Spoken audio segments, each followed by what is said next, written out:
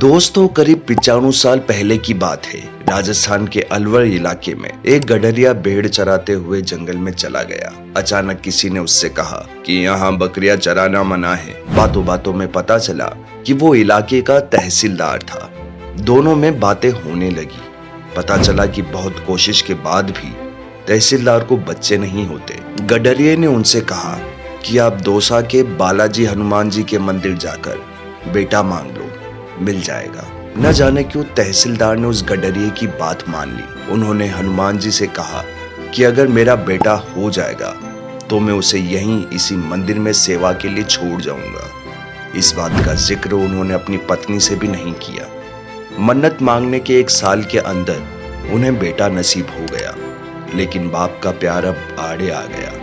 उन्होंने हनुमान जी से कहा कि मैं अपना वचन पूरा नहीं कर सकता, आपका ये ऋण मुझ पर उधार रहा। वो बेटा बड़ा होने लगा, शिक्षा की उम्र तक आया तो पिताजी ने उसे हरिद्वार के एक बड़े विद्वान प्रभुदत्त ब्रह्मचारी जी के यहाँ पढ़ने भेज दिया। लड़के में अद्भुत क्षमता थी, उसे रामायण कंठस्थ थी। बिना पढ़े वो रामायण का पाठ करने लगा। उसकी ख्याति दूर दूर तक फैल गई और वो साधु सन्यासियों और बड़े बड़े उद्योगपतियों के घर रामायण पाठ करने लगा। जवान होने पर उसकी शादी भी हो गई। एक दिन देश के बड़े उद्योगपति जुगल किशोर बिरला ने अखबार में विज्ञापन दिया कि दिल्ली के लक्ष्मी नारायण मंदिर यानी बिरला मंदिर में हनुमान जी को रामायण पढ़कर सुनानी है। उसके लिए उस व्यक्ति का टेस्ट खुद बिरला जी लेंगे। तय तारीख पर नारायण स्वामी अपनी पत्नी के साथ बिरला निवास पहुंच गए। बहुत से और लोग भी बिरला जी को रामायण पढ़कर सुना रहे थे। जब नारायण बाबा का नंबर आया तो उन्होंने बिना रामायण हाथ में लिए पाठ शुरू किया। बिरला जी के अनुग्रह पर नारायण ने हारमोनियम पर गाकर भी रामायण सुना दी। बिरला जी भाव विभोर हो गए। नौकरी पक्की हो गई। सस्ते जमाने में 350 रुपए की पगार, रहने के लिए बिरला मंदिर में एक कमरा और इस्तेमाल के लिए एक कार भी नारायण बाबा को दे दी गई। जीवन बेहद सुकून और आराम का हो गया। रुपया, पैसा, शोहरत और देश के सबसे बड़े उद्योगपति से नजदीकियां। बिरला जी के एक गुरु थे, नीम करोली बाबा, बेहद चमत्कारी। जैसे ही वो वृंदावन से दिल्ली आए तो बिरला जी ने उन्हें प्रसन्न करने के लिए नारायण बाबा का एक रामायण पाठ रख दिया।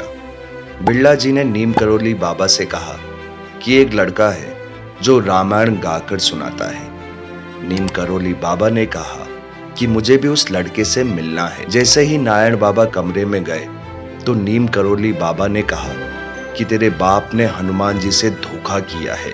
नारायण बाबा अपने पिता के खिलाफ कुछ भी सुनने को तैयार नहीं थे, लेकिन तय हुआ कि अगर नीम करोली बाबा की बात सच्ची है तो वो उन्हें गुरु स्वीकार कर लेंगे। तभी के तभी नारायण बाबा अलवर रवाना हो गए और अपने पिता से कहा कि एक संत आपको हनुमान जी का ऋणी बता रहे हैं और आपको धोखेबाज भी। नारायण बाबा के पिता ने कहा कि वो संत हनुमान जी ही हो सकते हैं, क्योंकि ये बात सिर्फ उन्हें ही पता है।